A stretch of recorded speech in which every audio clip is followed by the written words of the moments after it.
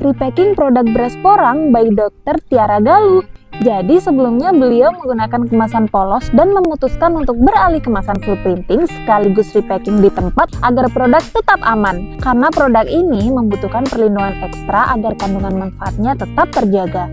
Ngomong-ngomong tentang beras porang, Dr. Tiara Galuh menganjurkan untuk mengkonsumsi beras porang agar pasien tidak lagi mengkonsumsi obat seumur hidup. Kok bisa sih? Simak penjelasan dari dokternya langsung di video berikutnya ya.